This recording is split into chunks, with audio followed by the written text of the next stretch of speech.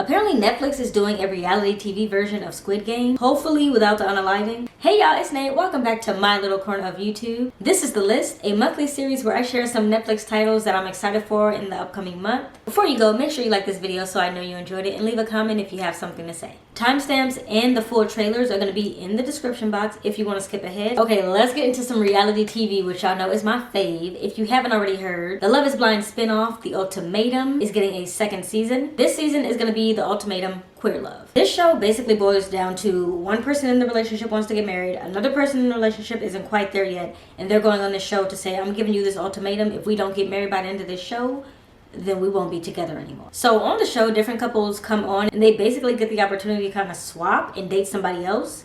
And at the end of everything, they get to decide if they want to stay with that new person they were dating, who was also given the ultimatum or gave the ultimatum, or if they want to go back with their original person. I don't remember too many details from the first season, but I know it was drama filled, which we love a little tea. And I know that some people didn't end up leaving with their original person. So it was pretty good from what I remember.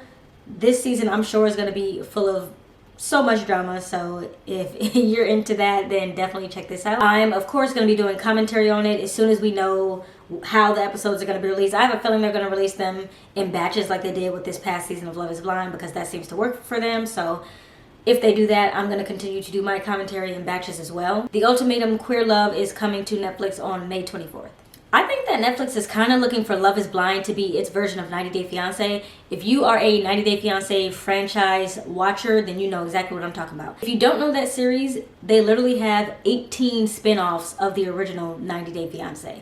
So it's been a very successful franchise, and I feel like Netflix is looking for Love is Blind to be its version of 90 Day Fiancé, in the sense that they want to do a bunch of spin-offs and they want the series to kind of have longevity. Netflix has seen a ton of success from the Love is Blind series, so I expect that we're going to see more spin-offs of the show. Next up for reality TV is Selling Sunset, which is one of my favorite original Netflix reality TV shows. So this series follows a group of real estate agents that belong to the Oppenheim Group, which is a real estate agency here in Los Angeles. They specialize in selling luxury homes, so we're talking about 10, 20 million and upwards houses. I love looking at the outrageous amounts of money that rich people spend on houses, but some of them do be worth it. Some of these houses are worth the 10 and 20 millions that they're paying for it, and the views are out of this world. 9 times out of 10 they actually end up paying for the views, and I get that. This show is full of drama, but they did get rid of one of the main real estate agents, and I don't know how the drama's gonna be because she kind of was the drama. I think when Nene left Real Housewives of Atlanta, like, it was different drama, but it was never the same. So I'm feeling that's how it's gonna be, but I'm still gonna watch it because I'm kind of invested in their lives at this point. Speaking of Real Housewives, much like I said with the Love is Blind franchise, I feel like Netflix wants the Selling franchise to be their version of Real Housewives of Atlanta, because of the drama, because it's successful women. All of the people who we follow in Selling Sunset, the real estate agents, are women. But yeah, the drama, the fact that they're living in luxury, they're high class. This is Netflix's response to Real Housewives franchise. And I say that because there is a Selling Sunset, there's a Selling OC, and they also did a Selling Miami, I believe. No, they also did a Selling Tampa. I think that one got canceled. I think the market just, from what I read, the market wasn't moving fast enough for viewers, but I enjoyed it, and I really loved Selling Tampa because it was all black women. But alas, I think Netflix canceled it. But you can still watch it. Season 1 was good, in my opinion. Selling Sunset is coming to Netflix on May 16th. Queer Eye Season 7 is also going to be on Netflix in May. I personally don't watch Queer Eye. I could never get into it. I watched it and I was like, this is just not the show for me. But I know that Tan France is in it, and if you want another show that he's in that has nothing to do with The List, he's also in a show called Next in Fashion. That is a Netflix original, and I love that show. So check that one out. I know a lot of people watch it, so I wanted to let you know. Queer Eye Season 7 is coming to Netflix on May 12th. So this next show doesn't have a release date, but I wanted to mention it because I find it fascinating. Apparently Netflix is doing a reality TV version of Squid Game, hopefully without the unaliving, but it's supposed to be a competition-based TV show based on the series. And if you haven't seen Squid Games, first, you need to. Second, basically the idea is that people are playing these kid-like games.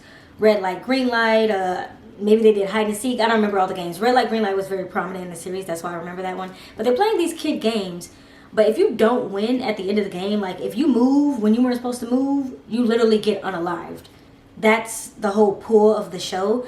So I find it interesting that they're going to try to get a reality TV show out of it when they, can't in reality unalive people. So I wonder what the draw for the show is going to be. I guess the biggest draw is going to be that the prize is $4 million.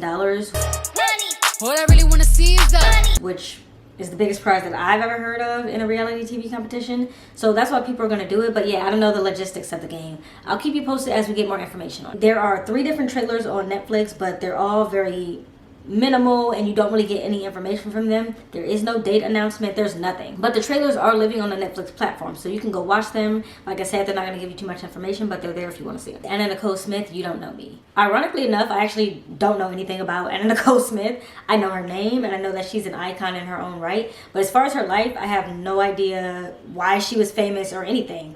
So I'm really excited to watch this documentary and find out more about her story and her life. So this Anna Nicole Smith documentary comes out on Netflix on May 16th. Next up on my list is The Longest Third Date. So this one's a little tricky because it's technically already out, but I just ran across it randomly, so I felt like I should share it with y'all. It's about these 2 people who met on Hinge in March of 2020. Stay with me. They go on 2 dates and then they decide for whatever reason that their 3rd date should actually be in Costa Rica. And then the vid shut everything down and their 3rd date turns into like a month or 2 of them living together. I think stuff like that is really interesting. So I want to know how these 2 people who didn't know each other and were barely on their 3rd date had to kind of get together and live with each other for a month or 2. I think that's fascinating. I don't know if anybody else finds it interesting, but I'm going to be watching it. And like I said, this one is actually already out, so you can go watch it now. On last month's list, I mentioned a few titles that I was excited about. So the first one was Beef. I give that an absolute 10 out of 10. It was amazing. Ali Wong was amazing. Steven Yeun, I think that's how I say his name, was amazing. 10 out of 10. Highly suggest you go watch that one. And it was bingeable on top of that. I watched it in like a few days. One more thing that I had on my list for last month was a limited series called Obsession. I'm giving it a 7 to 8 out of 10. I felt like it was too limited. It needed more. The story felt kind of rushed at times, but I did still enjoy it. If you want to check out last month's list, you can watch it at the top right of your screen. And that is it for this month's list. I'll see you right back here, same time, same place next month. And if you haven't already, subscribe. The Oppenheim, which is one of my favorite Netflix. There are literally, this is the exact